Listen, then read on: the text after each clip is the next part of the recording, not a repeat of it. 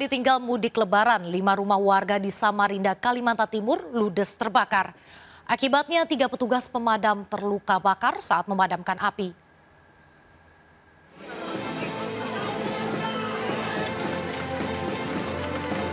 Lima rumah warga ini ludes terbakar di Kecamatan Sungai Kunjang, Samarinda, Kalimantan Timur, Kamis malam. Kencangnya angin dan banyaknya material kayu di permukiman padat membuat api dengan cepat membesar dan merembet ke rumah lainnya. Kebakaran sempat membuat warga panik dan berupaya memadamkan api dengan alat seadanya. Sejumlah warga bahkan berupaya menyelamatkan barang berharga yang masih bisa diselamatkan. Diduga kebakaran akibat korsleting listrik dari salah satu rumah warga yang ditinggal pemiliknya mudik lebaran. Masih dari warga di dekat sini, rumah ini awal mulanya. Rumah Pak Isransah namanya. Sekitar 5 rumah. 5 rumah. Kalau ini kena juga ini berarti 7. Seandainya belakang kena 7 rumah berarti. Kebakaran membuat 3 petugas pemadam terluka bakar saat berusaha memadamkan api.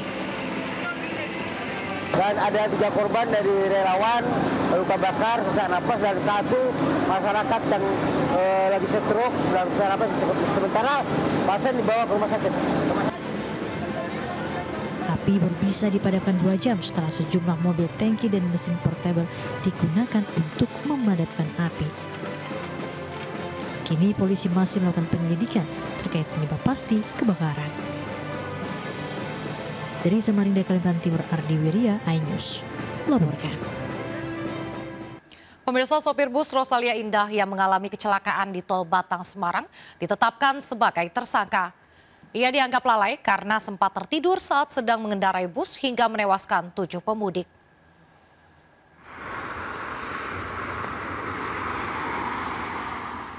Polda Jawa Tengah resmi menetapkan supir bus Rosalia Indah berinisial JW sebagai tersangka kasus kecelakaan lalu lintas di kilometer 370 Tol Batang Semarang pada Kamis kemarin. JW ditetapkan sebagai tersangka lantaran diduga lalai mengendarai bus hingga sebabkan kecelakaan tunggal yang menewaskan 7 penumpang. Penetapan tersangka dilakukan setelah melakukan gelar perkara dan pemeriksaan saksi sebanyak 7 orang. Selain itu, penetapan tersangka didasari atas 2 alat bukti sebagaimana pasal 104 KUHP. Dirlantas Polda Jawa Tengah, Kombes Pol Sony Irawan, mengatakan tersangka mengakui berkendara dalam kondisi lelah hingga alami microslip atau tertidur sesaat. Kami dari pihak Polda Jawa Tengah, khususnya Polres Batang, telah melakukan penyelidikan dan meningkatkan menjadi penyidikan. Dan hari ini kita telah menetapkan tersangka terhadap sopir bus dengan inisial JW. Ya. Ini pasal yang disangkakan adalah pasal 310 ayat 2, 3, dan 4 dengan sanksi pidana adalah maksimal 6 tahun. Kemudian kita mencoba menguraikan dan melihat bahwa akibat kelalaian yang bersangkutan memang benar, sementara pemeriksaan kita bahwa ini diakibatkan kelalaian daripada si pengemudi sopir bus tersebut. Bus Rosalia Indah Executive Class dengan 32 penumpang dalam perjalanan menuju Surabaya ketika alami kecelakaan di Tol Batang Semarang. Bus hilang kendali dan terjun ke parit sepanjang 200 meter. 7 penumpang meninggal dan puluhan lainnya luka-luka. 7 korban meninggal dunia secara bertahap sudah dikembalikan ke keluarga masing-masing sejak Kamis malam. Sementara korban luka masih mendapat perawatan di rumah sakit. Dari Semarang, Jawa Tengah, Tim Liputan melaporkan. Di hari ketiga Lebaran, sejumlah wilayah di Provinsi Lampung terendam banjir. Banjir akibat curah hujan tinggi beberapa hari terakhir sehingga akibatkan tanggul di perumahan Citra Garden, Bandar Lampung jebol. Banjir merendam wilayah Kampung Sawah Raya Bakung, Kecamatan Teluk Betung, Bandar Lampung pasca hujan lebat beberapa hari terakhir. Banjir tidak hanya merendam jalan raya, tapi juga rumah warga. Sebagian warga menutup rumahnya rapat-rapat sebagai upaya air yang membawa lumpur tidak masuk dalam rumah. Salah seorang warga Kampung Sawah Raya Bakung mengatakan selain akibat hujan lebat, banjir juga diduga diakibatkan tanggul di perumahan Citra Garden jebol. Gimana solusinya masyarakat ini yang kena banjir? Semuanya kan kena banjir. Ya kan dulu pernah ada ini dikasih bantuan, ada bantuan gitu. Ada bantuannya lagi. Ada bantuan. Itulah masyarakat sebenarnya. Banjir di daerah Bakung dan Pasar Ambon sudah menjadi langganan setiap musim penghujan. Namun banjir kali ini merupakan yang terbesar setelah tanggul di perumahan Citra Garden jebol. Warga pun meminta pemerintah daerah memberikan bantuan. Dari Bandar Lampung, Ruslan AS melaporkan. Terima kasih masih bersama kami. Pemirsa, hari ketiga Lebaran, arus lalu lintas di kawasan Puncak Bogor, Jawa Barat macet panjang. Polisi pun memberlakukan sistem one way lebih lama dari hari sebelumnya karena meningkatnya volume kendaraan. Kepadatan kendaraan terlihat di kawasan Simpang Gadok, Puncak Bogor tadi malam. Di hari ketiga Lebaran, jumlah kendaraan yang melintas masih tinggi. Pihak Satlantas akhirnya memberlakukan rekayasa lalu lintas one way lebih awal dari hari sebelumnya. Di mana dari sebelumnya one way berlaku mulai pukul 1 siang, kini menjadi pukul 11 siang. Menurut kepolisian, peningkatan volume arus kendaraan berasal dari arah Cianjur menuju Jakarta, di mana sejumlah pemudik memutuskan balik lebih awal. Diperkirakan lonjakan arus lalu lintas akan kembali terjadi hari ini hingga Minggu besok. Polisi pun akan melakukan rekayasa arus lalu lintas kembali.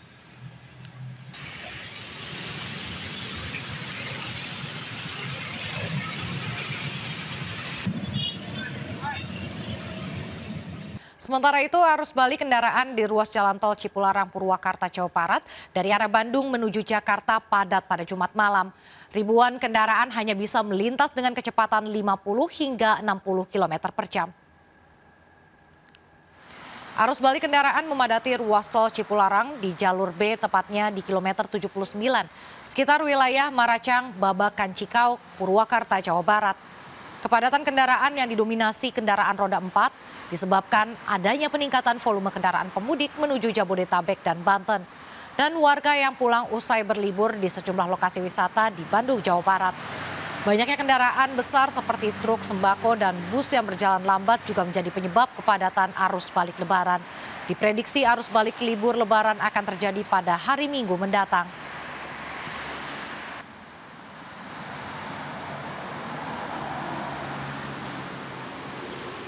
Mendekati puncak arus balik 2024, arus lalu lintas di gerbang tol Cikampek Utama terpantau ramai lancar.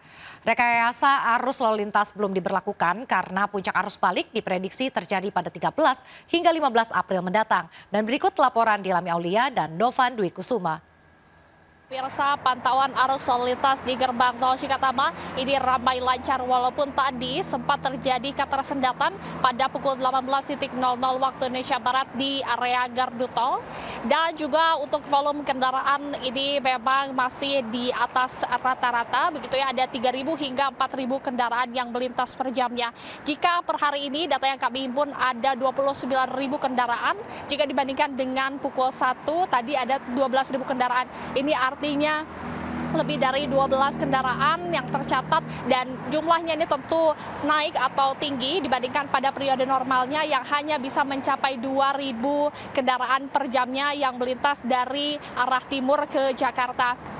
Sementara itu memang untuk periode puncak arus balik ini diperkirakan akan terjadi pada tanggal 13 hingga 15 April 2024. Sehingga pihak dari PT Jasa Marga juga telah memberlakukan sejumlah skema, baik itu menyediakan 31 gardu tol dan juga 28 mobil rider. Kemudian juga ini memberlakukan diskon tarif tol 20% bagi Anda pemirsa yang ingin melakukan perjalanan dari gerbang tol Kalikangkung kilometer 414 hingga ke kilometer 70 gerbang tol Cikatama. Dan untuk pemberlakuan diskon tarif tol ini berlaku dari tanggal 15 April hingga 19 April 2024. Pemirsa, bagi Anda yang kelelahan ini hendaknya untuk beristirahat di rest area terdekat. Jangan memaksakan untuk mengendarai kendaraan, terlebih berhenti di bahu jalan. Situasi arus balik di jalur selatan, tepatnya di kawasan Lingkar Gentong, Tasikmalaya, Jawa Barat, mulai dipadati pemudik. Antrian kendaraan terlihat mengular lebih dari 10 km dari arah Ciawi menuju kawasan Malangbong. Dan berikut laporan Faisal Rinaldi dan Eri Nugraha. Ya pemirsa, untuk situasi arus lalu lintas di sepanjang jalur arteri selatan saat ini kami terpantau padat berayap. Nah, untuk dua jalur ini atau dari arah Tasikmalaya menuju ke Bantung ataupun sebaliknya memang saat ini terpantau padat. Dari pantauan kami di sini memang untuk antrean kendaraan ini terlihat mengular begitu, bahkan hingga lebih dari 10 km di kedua jalur. Nah, di sini kami memantau juga untuk kendaraan yang melintas memang masih didominasi dengan kendaraan warga lokal yang hendak merayakan Lebaran ataupun mengunjungi sanak keluarganya yang ada di sekitar sini. Namun di sini juga kami memantau tak sedikit pula banyak pemudik yang sudah mulai kembali ke kota perantauannya dari kampung halamannya masing-masing. Dan pemirsa, di sini juga kami memantau untuk arus lalu lintasnya memang sejak siang tadi cukup terpantau padat, di mana di H+2 Lebaran ini untuk arus lalu lintas di sepanjang jalur selatan memang bisa dikatakan cukup ramai. Dan juga pemirsa, untuk puncak arus balik sendiri di sepanjang jalur arteri selatan diprediksi akan terjadi pada 14 April atau 15 April 2024 nanti. Dan untuk pemirsa yang hendak kembali melewati jalur selatan ini, kami menginformasikan bahwa ada 4 titik di sepanjang jalur arteri selatan yang kerap kali terjadi kemacetan. Untuk titik yang pertama ada di kawasan Lingkar Gentong, kemudian juga titik yang kedua ada di kawasan Malangbong, titik yang ketiga ada di kawasan Lewo, dan juga titik yang keempat ada di kawasan Limbangan. Dan untuk pemirsa memang diimbau agar memperhatikan titik-titik tersebut karena setiap tahunnya di arus balik di titik yang kami sebutkan tadi kerap kali terjadi kemacetan. Kemudian juga untuk arus lalu lintas atau arus sistem rekayasa lalu lintas memang akan diberlakukan secara one way sepenggal, akan diberlakukan oleh pihak kepolisian yang memang nantinya akan diberlakukan bersifat situasional. Dan juga untuk pemudik yang hendak kembali ke kota perantauannya diimbau agar tetap berhati-hati dikarenakan sepanjang jalur arteri selatan ini cukup berkabut dan juga jalurnya atau treknya ini agak naik turun dan juga terdapat belokan yang curam. Dari Tasikmalaya, Jawa Barat, Faisal Rinaldi, Eri Nugraha, iNews melaporkan. Antrian kendaraan juga mulai terlihat di Pelabuhan Bakauheni, Lampung di momen arus balik Lebaran. Diprediksi puncak arus balik menuju Pulau Jawa akan terjadi pada hari Minggu dan Senin mendatang. Berikut laporan Muharlin, Rama Romadona, dan Ahmad Putra. 2 hari setelah Hari Raya Idul Fitri, sejumlah kendaraan terlihat memadati Pelabuhan Bakauheni Lampung di dermaga eksekutif maupun di dermaga reguler.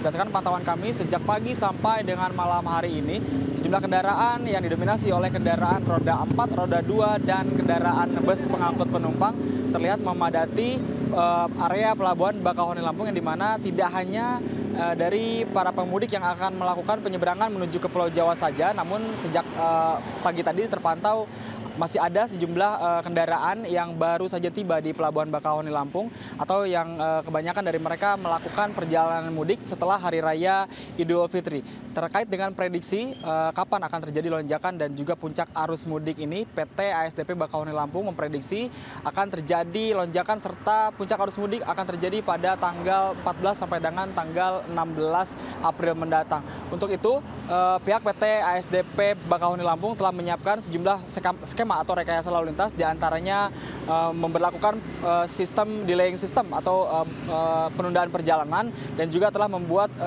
sejumlah kantong-kantong parkir yang disebar di sepanjang area Pelabuhan Bakauheni Lampung. Untuk itu kami juga mengimbau bagi para pemudik yang akan melakukan penyeberangan ini agar memesan tiket jauh-jauh hari, dikhawatirkan nanti menghindari kehabisan tiket begitu, dan kemudian mempersiapkan tiket yang harus dipersiapkan di maksimal 1 hari sebelum keberangkatan hal ini guna mengantisipasi adanya kepadatan kendaraan akibat banyaknya pemudik yang tidak memiliki tiket seperti beberapa waktu lalu. Dari Pelabuhan Bakauheni Lampung, Muharlin, Rama Romadona, Andri Setiawan, iNews melaporkan. Libur Lebaran bukan hanya tempat penginapan yang penuh para wisatawan. Di Solo, Jawa Tengah ada hotel unik yang menyediakan tempat penginapan dan perawatan khusus kucing peliharaan. Lalu apa saja fasilitas yang disediakan? Berikut laporannya.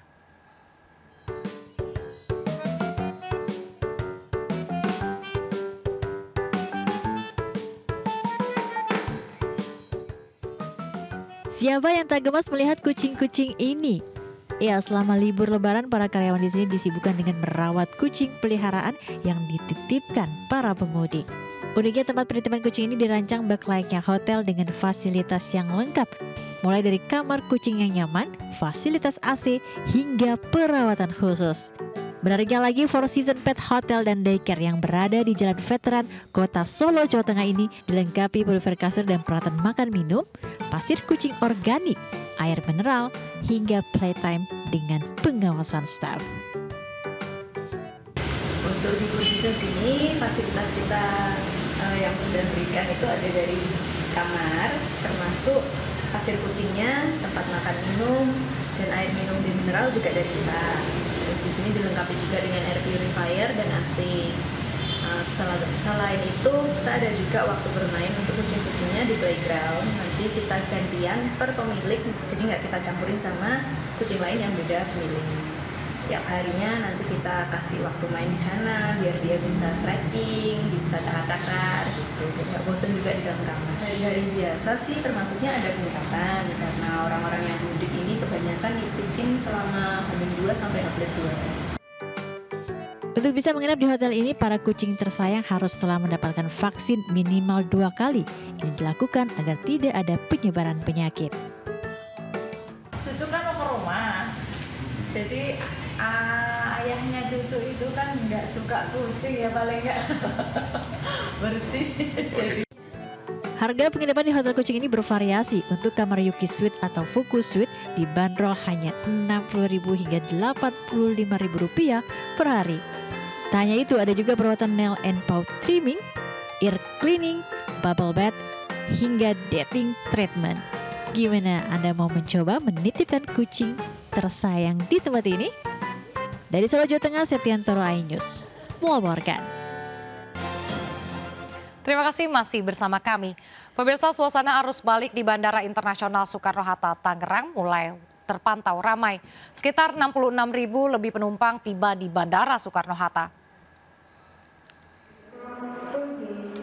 Di hari ketiga Lebaran, Bandara Soekarno-Hatta mulai ramai para penumpang yang baru kembali dari kampung halaman. Data Angkasa Pura II, ada 66.336 penumpang tiba melalui 3 terminal kedatangan dengan total 872 penerbangan. Sedangkan untuk keberangkatan di Bandara Soekarno-Hatta juga masih ramai, yakni mencapai 129.000 penumpang dengan 872 keberangkatan. Menteri Perhubungan Budi Karya Sumadi memprediksi arus balik Lebaran akan terjadi pada 14 dan 15 April. Sementara untuk arus balik di jalur darat, Menhub meminta 2 titik yang harus dikendalikan, yakni di Kali Kangkung hingga Salatiga serta kilometer 45 dari Bandung menuju Jakarta.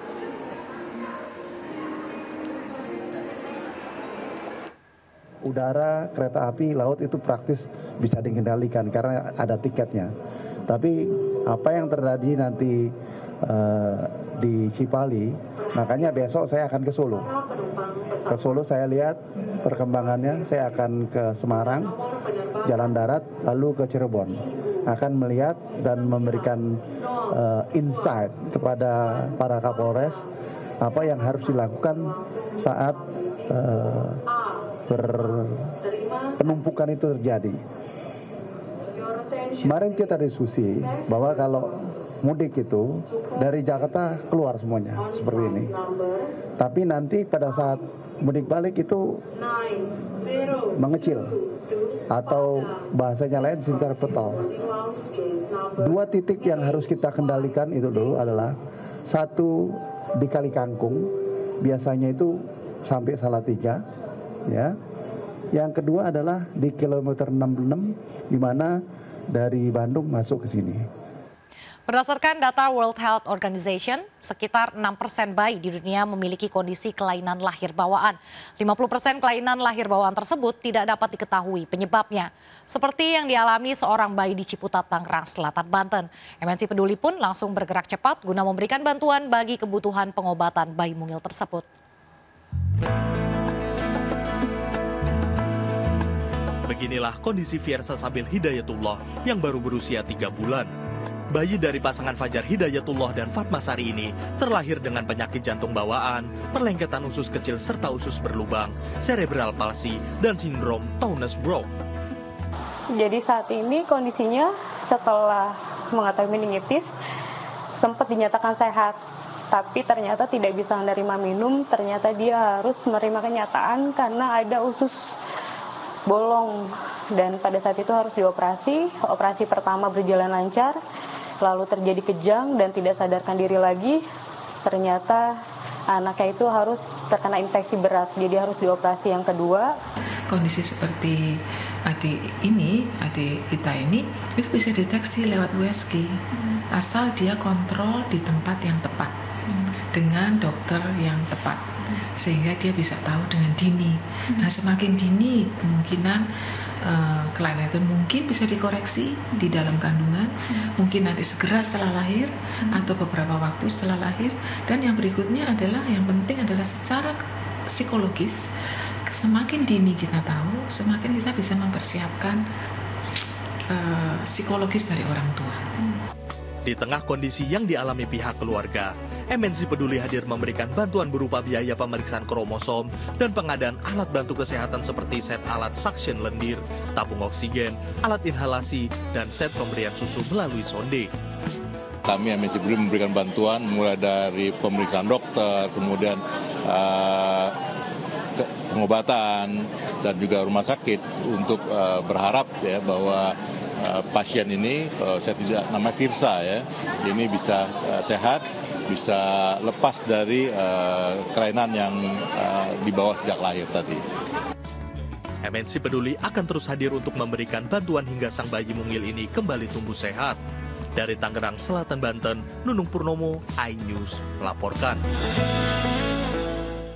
Di bulan suci Ramadan, PT Bank MNC Internasional Tbk dan MNC Peduli terus berupaya mendorong kegiatan sosial. Melalui kegiatan CSR, PT Bank MNC Internasional Tbk memberikan santunan dan buka bersama dengan puluhan anak yatim di Menteng, Jakarta Pusat.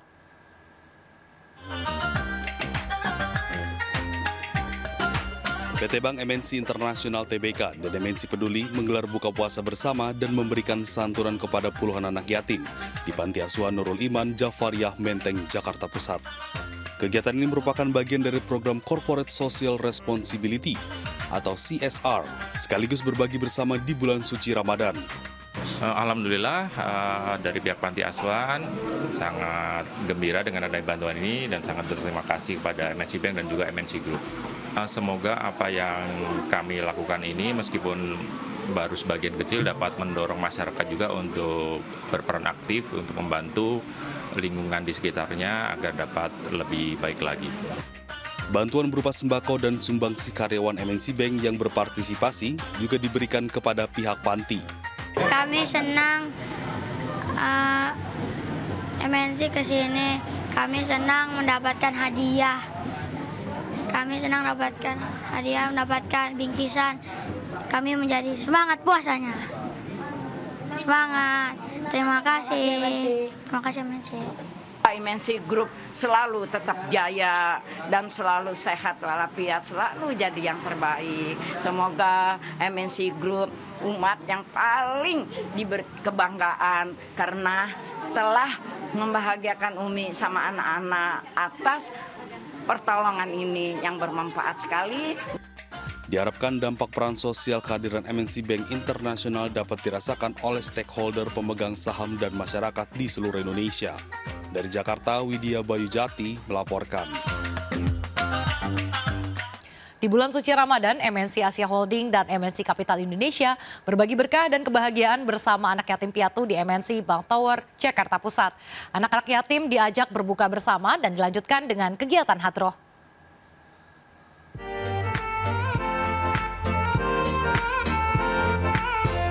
Mengusung tema berbagi, MNC Asia Holding dan MNC Kapital Indonesia menggelar buka bersama dengan para anak yatim piatu dari wilayah Jakarta Utara. Momen buka puasa ini begitu spesial karena dibalut dengan kegiatan hadroh yang berisi sholawat Nabi Muhammad SAW.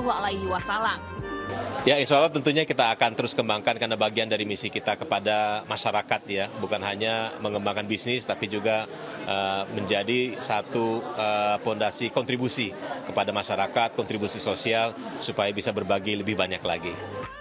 Dalam kegiatan ini, MNC Asia Holding dan MNC Kapital Indonesia juga berbagi berkah dan kebahagiaan dengan anak-anak yatim piatu. Dapat alat-alat buat sekolah, kayak seperti tas, tempat makan, sama tempat botol minum. Seneng banget bisa ngumpul-ngumpul. Alhamdulillah MNC di sore yang mubarakah, sore hari ini bisa berbagi, terutama dengan anak-anak yatim piatu. Karena hidup yang senantiasa kita rasakan itu, kata Nabi, khairun nas anfa'uhum linnas. sebaik-baiknya manusia adalah orang yang bisa berbagi dengan saudara-saudara yang lain. Digelar di MNC Bank Tower, Jakarta, kegiatan ini menjadi agenda rutin untuk berbagi di bulan Ramadan. Di Jakarta, Esa Ambarita, Novan Dwi Kusuma, iNews melaporkan.